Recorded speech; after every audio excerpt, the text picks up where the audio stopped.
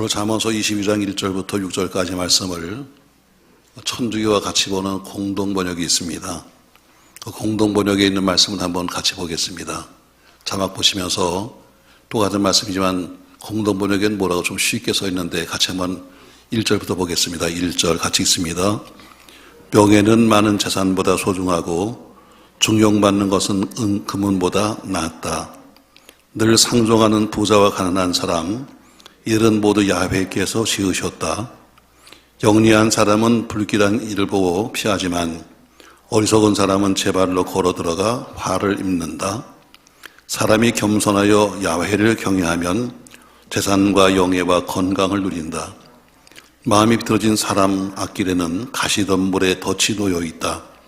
제 목숨을 지키는 사람은 이를 피해간다.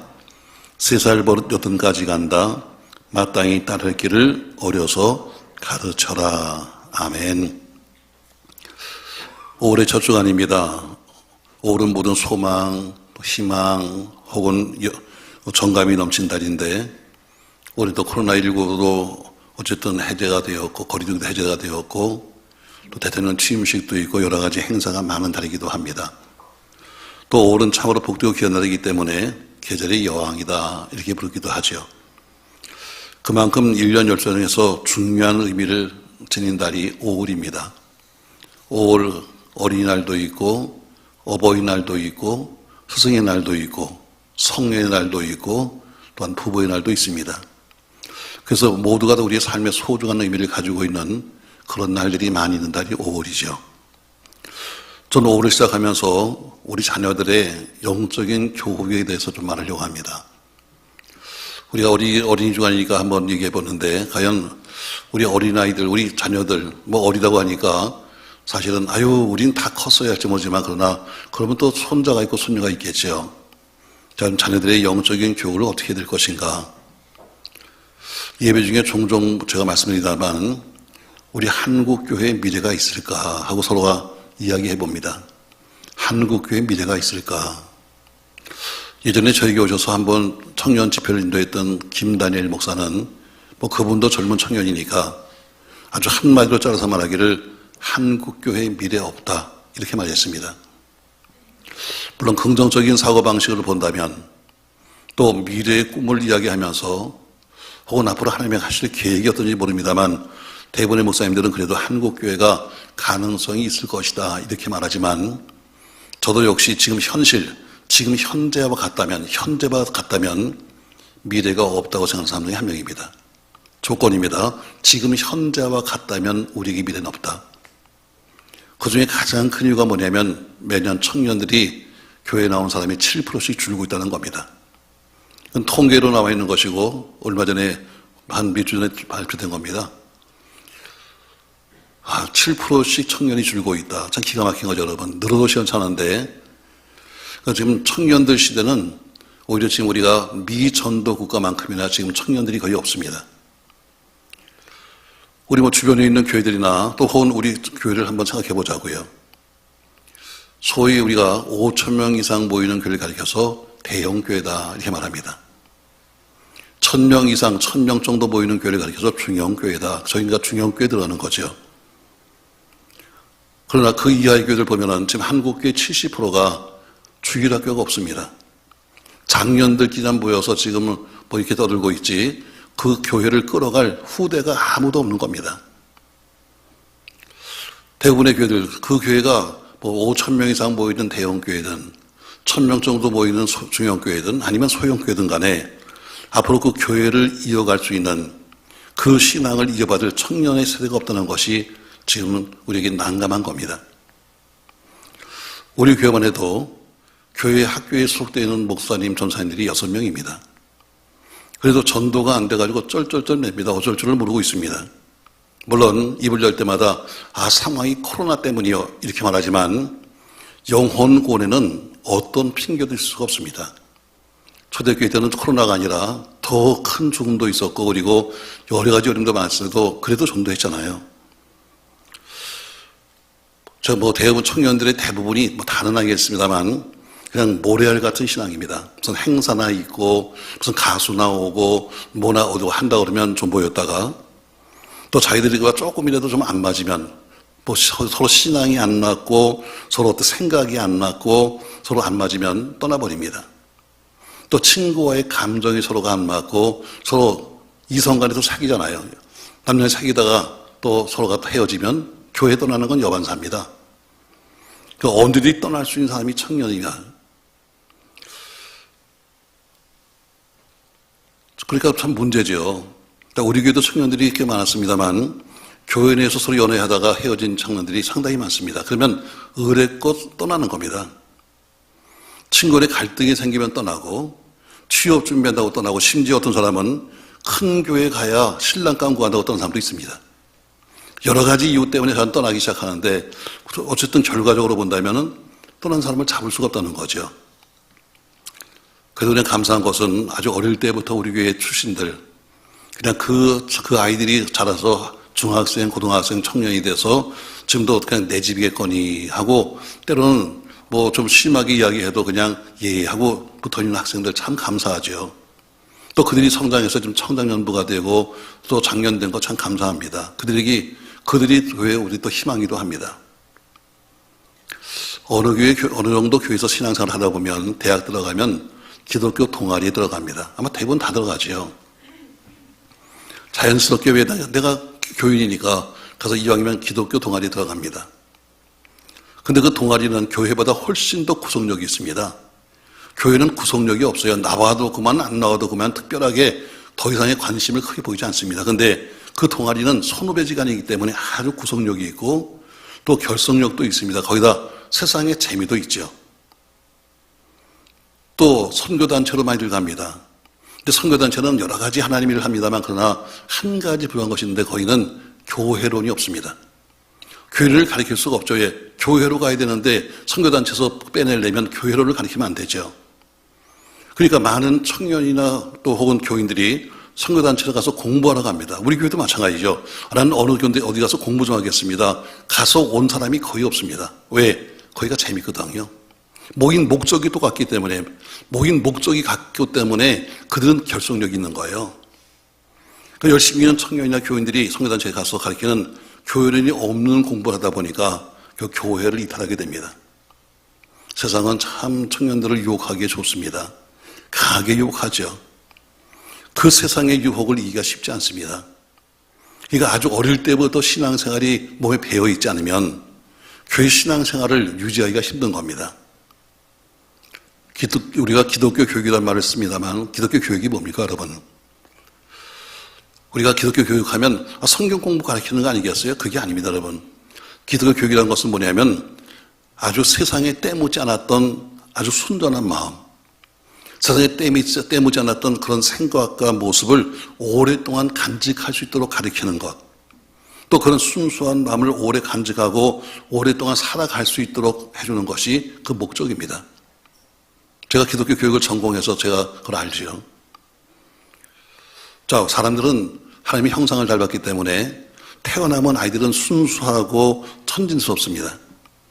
그러나 조금만 살다 보면 어때요? 금방 그들은 변합니다. 세상에서 온갖 거짓을 배우죠. 속임수를 배우죠. 포악심에 오염되어 버립니다.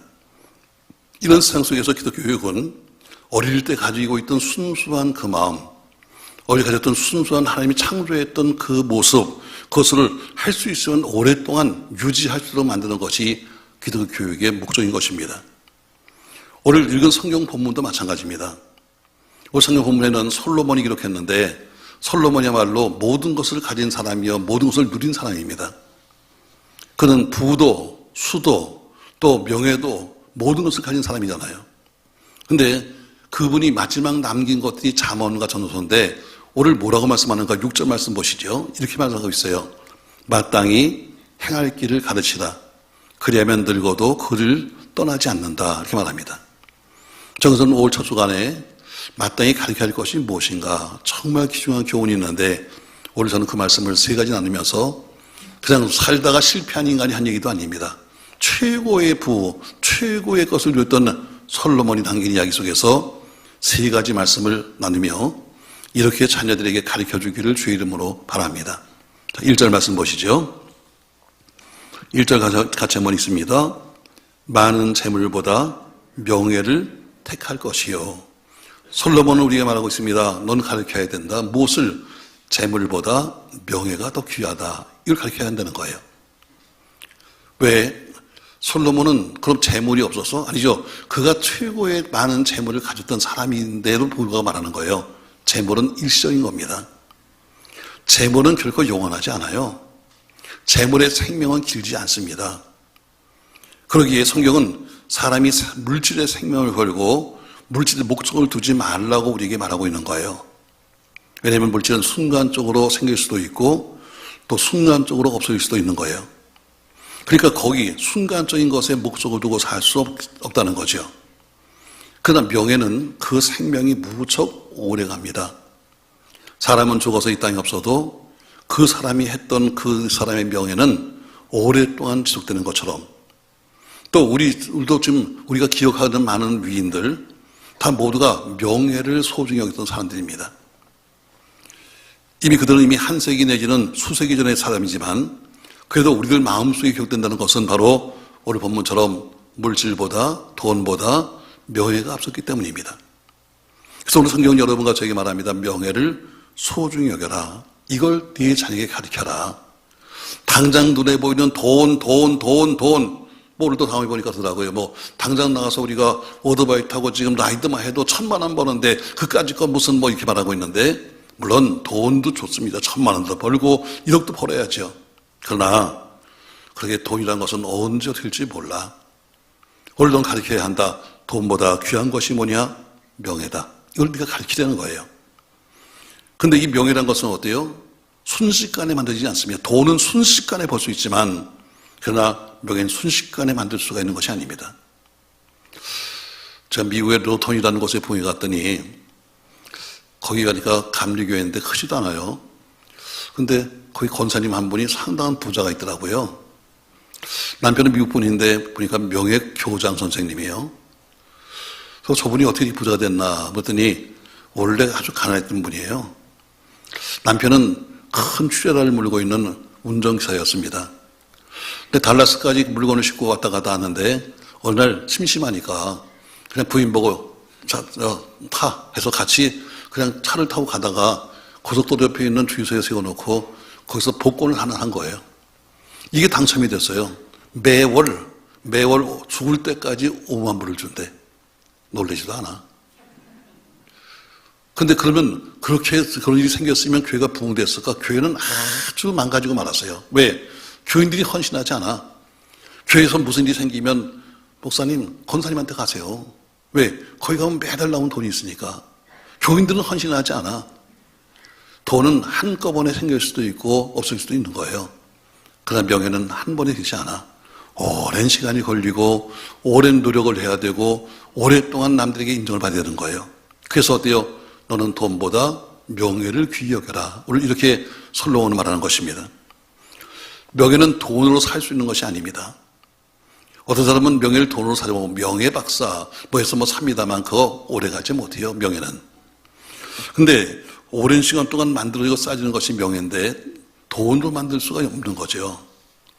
그러니까 명예라는 것은 무척이나 소중한 정신적인 가치를 갖고 있는 것이고 깊이가 있고 무게가 있는 것이에요. 그러면서 명예라는 것은 정신적인 무형의 재산입니다. 일시적으로 될 수 없는 거죠. 그러니까 성경은 아주 지극히 일시적이고 순간적으로 생기고 없어지는 물질에 집착하지 말고 우리 영혼같이 가볍고 무게 있고 깊이가 있는 명예의 소중함을 가르쳐야 한다. 이렇게 말하고 있는 거예요. 우리 후손들에게 당장 벌리는 돈만 따지지 말고 명예가 귀한 것을 가르치라는 거예요. 어떤 사람은 물질에 생명을 겁니다. 물질이라면 영혼도 팔아먹죠. 근데 물질의 인생의 목적을 두고 사는 사람 많잖아요. 그래서 그 물질의 인생의 목적을 두고 살다 보니까 물질 때문에 부모와 갈등합니다. 물질 때문에 형제와 갈등합니다. 그러다 나중에 물질도 잊어버리고 형제도 잊어버리고 부모도 잊어버린 사람 주변에 많이 볼 수 있습니다. 결국 모든 명예를 소홀히 하고 물질을 숭상했기 때문입니다. 물론 이 시대는 물질 중심의 시대 맞습니다. 그러나 현대에 집착하는 것은 맞지만 그러나 성경은 분명히 말하기를 자에게 가르쳐야 한다. 물질보다는 뭐다? 명예를 소중히 여겨라. 아멘. 아마 어떤 분 그럴 거예요. 명예 좋아한다. 돈 있어야지. 맞아요. 돈 있어야 합니다. 그러나 그 돈은 언제까지 내 주머니에 있을지 모르는 겁니다. 전 여러분, 물질보단 명예를 소중히 여겨라. 이 말씀 기억하면서 자녀들에게도 그렇게 가르치기를 주의 이름으로 축복합니다. 두 번째 또 뭘 가르치라고 말씀하는가? 다시 1절 말씀 보시죠. 많은 재물보다 명예를 택할 것이요 은이나 금보다 은총을 더 택할 것이다 해서 그 은이나 금보다 은총을 소중히 여겨라. 이걸 가르치자는 겁니다. 은이나 금은 사람에게 황홀하게 만들죠. 황금은 사람을 현혹시킵니다. 황금은 빛도 나고 값어치도 있고 위력도 있습니다. 황금은 사람 마음을 현혹시키고 이성을 잃게 만들고 탐심을 품게 만듭니다. 황금은 무척 좋은 것인데 때론 그 황금 때문에 불행해진 사람들도 상당히 많습니다. 물질은 좋은 것입니다. 물질은 좋고 특별히 나쁜 것도 아닙니다. 그럼에도 불구하고 사람들이 그 물질을 목적화하기 때문에 때론 이 물질이 사람들에게 재앙으로 오고 있고 불행의 요소로 오는 것입니다. 그래서 성경은 네가 은금보다는 은총을 더 귀중히 여겨라 이렇게 가르치는 겁니다. 황금보다 소중한 것이 은총입니다. 은총이 뭡니까 여러분? 은총은 사람에게서 사랑받는 것이 은총입니다. 하나님께 사랑받는 그 마음이 은총입니다. 이 세상 사람으로부터 사랑을 받는 바로 그 자체가 은총입니다. 사람은 세상을 살아가면서 바로 이렇게 사람에게 사랑받고 하나님께 사랑받는 은총을 입어야 합니다. 사람은 무엇보다도 은총을 입고 살아야 되는 겁니다. 바로 은총의 대상이 되어야 되죠. 자식은 부모로부터 사랑을 받고 자라야 합니다. 그래야 그 아이가 균형 잡힌 아이로 성장되지 사랑받지 못하면 세상에서도 역시 똑같은 어려움을 당할 겁니다. 아이가 부모로부터 인정을 받을 때, 부모로부터 사랑을 받을 때 균형 잡힌 아이가 되고 어디 가서도 자신 있게 살아갈 수 있습니다. 왜? 우리 부모가 날 인정해. 이게 자신을 자신 있게 만드는 거예요. 정치인은 윗사람들로부터 은총을 받아야 합니다. 그래야 그 정치인이 힘이 있고 생명이 긴 거예요. 요새 보세요 여러분. 요새 무슨 문시민이 윤시민이 다 뭐예요 여러분. 그 사람들의 그 은총을 받아서 자기들이 살아가겠다는 겁니다. 학생은 스승의 은총을 받아야 합니다. 그래야 스승님이 인정을 해줄 때 비로소 가지고 있는 능력을 마음껏 발휘해야 되는 것이고 자신만만한 사람으로 성장하는 겁니다. 우리 신앙인은 하나님의 은총을 입어야 합니다. 이것이 가장 좋은 축복이고 가장 좋은 자본입니다.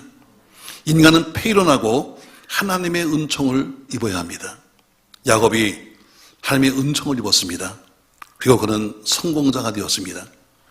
요셉이 이 은총을 받았기 때문에 축복된 인생을 살았습니다.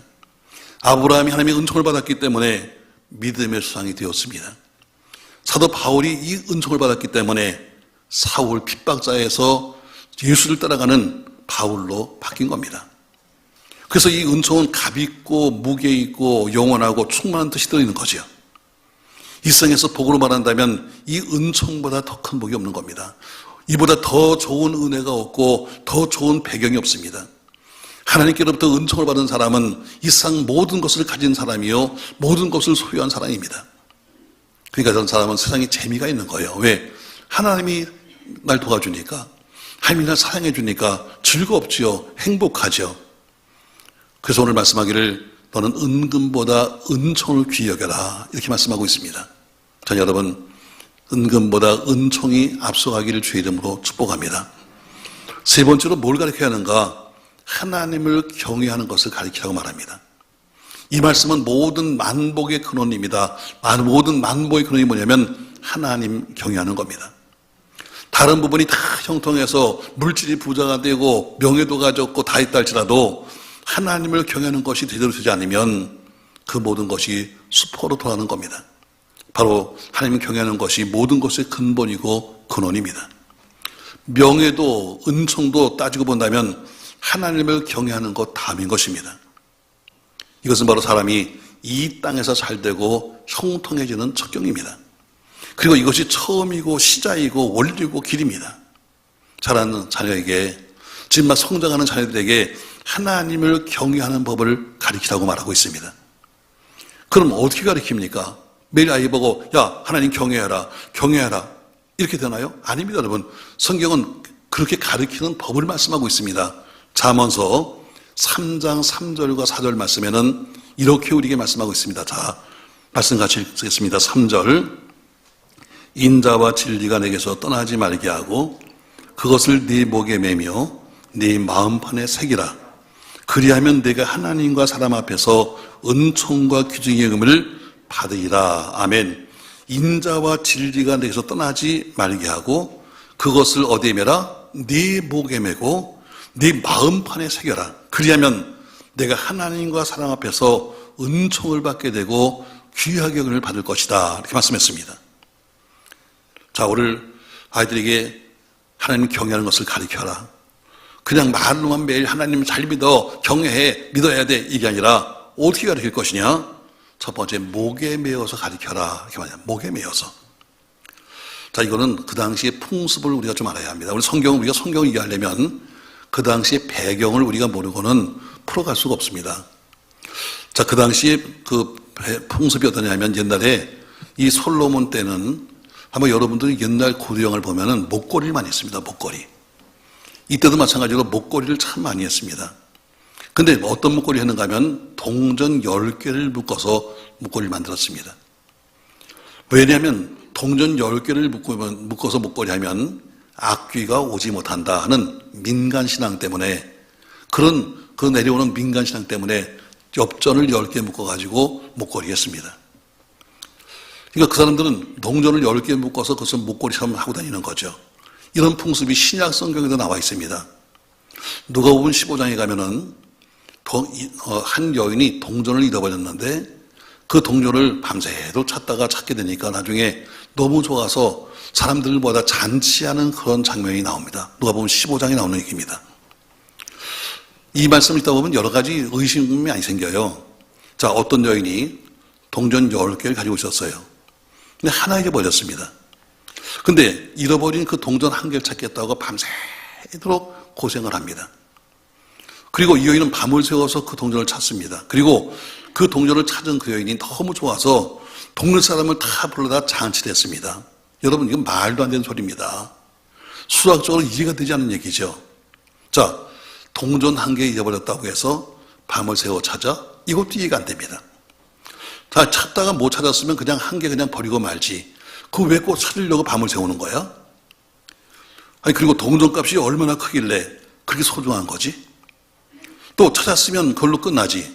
무슨 동전 하나 찾았다고 해서 동네 사람 불러다가 잔치를 베풀어?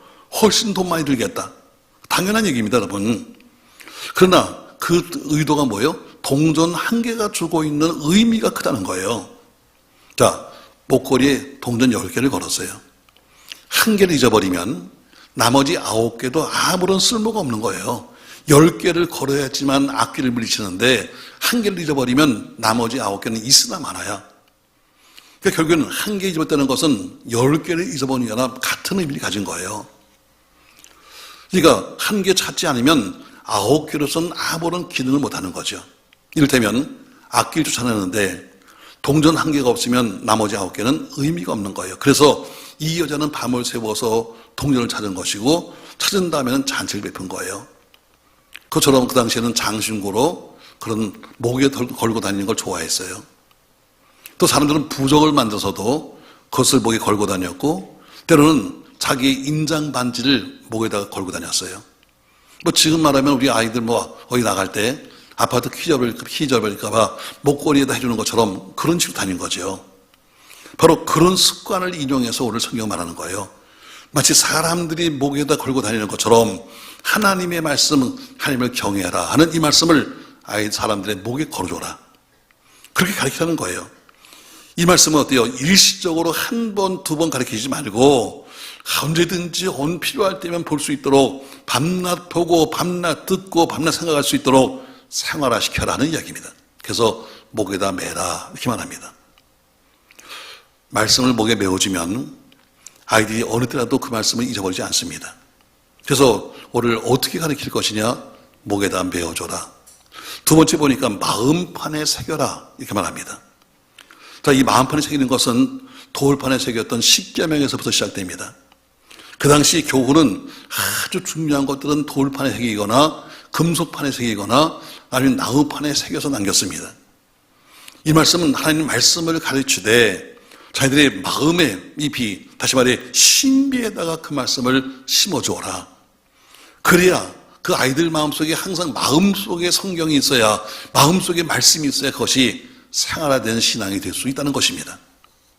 어쩌다 한번 무슨 성경 퀴즈 대회나 해가지고 몇 번 이룬 것이 아니라 말씀을 마음속에 심어줘야 필요한 때 언제든지 그 말씀을 볼 수 있는 겁니다. 그래야 비로소 그 말씀이 삶의 중요한 고비 때마다 힘이 되는 겁니다. 그 말씀이 지혜가 되어주고 말씀이 인생의 길잡이가 되어주는 것입니다. 그래서 오늘 성경 말하기를 마땅히 아이에게 가르쳐라.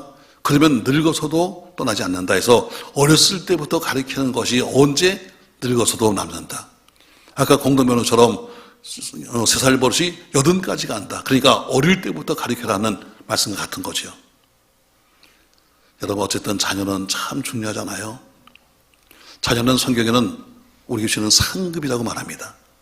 어쨌든 여러분과 저의 마지막 남기는 결론은 뭐냐면 자녀는 우리의 남은 모습입니다. 열매예요. 아무리 귀한 열매를 하시라도 나만 논다면, 그리고 제대로 키우지 않는다면 책임을 다하는 게 아니죠. 그래서 성경은 뭐예요? 네가 낳은 것으로 만족하지 말고 가르쳐라. 이렇게 하면 가르쳐라.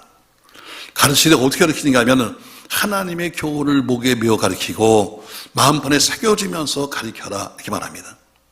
이 말은 적당히 형식적으로 가르치려고 하지 말고 철저하게 가르치라는 뜻입니다. 그래야 이 세속화된 세상 속에서, 이 어려운 세상 속에서도 방하지 아니하고 정도의 길을 가며 살 수 있다는 것을 말씀하는 것입니다.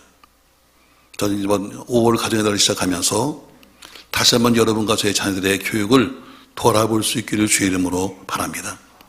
우리 자녀들을 주의 말씀대로 교육하고 가르치고 양육할 수 있기를 주의 이름으로 축복합니다. 그래서 그 자녀들이 하나님의 은총을 입고 사는 자녀, 언제든지 주님의 자녀가 되어서 주님이 책임지는 그런 자녀가 되어 나라와 민족과 교회를 세워가는 그런 사람이 되기를 주님의 이름으로 소망합니다. 여러분에게 오늘 3가지 말씀을 했어요. 첫 번째, 재물보다는 명예를 소중히 여기는 교육을 해라. 무조건 한 집은 돈 많이 버는 거 하지 말고 돈보다는 명예가 앞선다. 두 번째는 은금보다 은총이 더 귀한 거다. 세 번째, 여호와를 경외하는 교육을 시키되 목에 메어 가르치고 마음판에 새겨서 가르쳐라. 이렇게 말씀하고 있습니다. 아무튼 하나님이 원하시는 교육으로 하나님과 이 시대에 쓰임받는 우리 모든 자녀가 되기를 바라면서 여러분이 그렇게 자녀 양육해 주시기를 주의 이름으로 소망합니다.